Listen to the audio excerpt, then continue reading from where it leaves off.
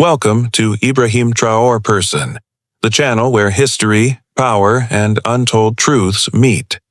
Here, we uncover hidden stories, challenge narratives, and shine light on voices the world tries to silence. When a powerful leader speaks, the world listens. But when Ibrahim Traoré received a call from former U.S. President Donald Trump, the reaction was far from expected. Whispers of hidden motives, political games, and the shadow of racism quickly emerged, creating a storm that reached far beyond Burkina Faso's borders.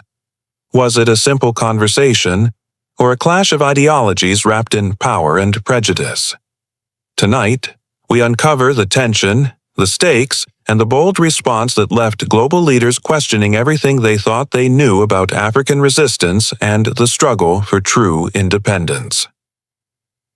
Burkina Faso, a small West African nation often overlooked on the global stage, suddenly found itself at the center of international attention.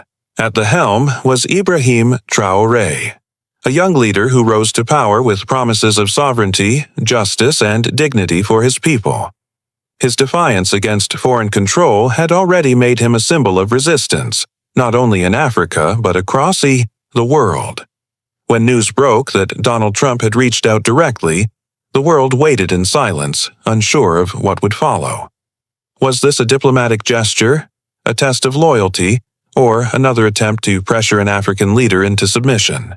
The call itself was brief, but the aftermath carried echoes far louder than the words spoken. Reports suggested that Trump's tone was less about partnership and more about persuasion, even intimidation. To many observers, it felt like another instance where an African nation was treated as a pawn in larger geopolitical games. Rumors spread that offers of aid were tied to compliance, that threats of isolation lurked behind carefully chosen phrases. For Traoré, it wasn't just a conversation, it was a test, one that countless African leaders before him had faced. Centuries of exploitation, colonialism, and racism had conditioned the world to believe that Africa must bend to foreign influence. But Traoré had risen on a promise to break that cycle, to stand firm against the weight of external powers.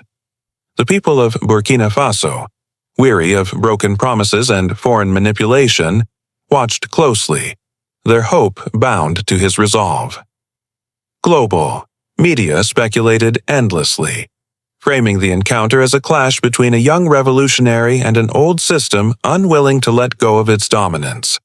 Every headline, every whisper only heightened the pressure, and the world braced itself for his response. When Traoré's response finally came, it was not delivered with hesitation or diplomatic ambiguity. It was sharp, unapologetic, and deeply symbolic.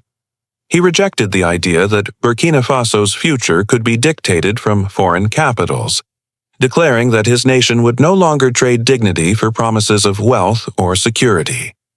His words reverberated through Africa, igniting a wave of pride among those who had long felt silenced on the global stage. To Trump and his supporters, it was defiance. To his people, it was liberation. The rejection was more than political. It was historical, echoing the struggles of countless African leaders who had been pressured into submission. This time, however, the script was different. Traoré refused to bend.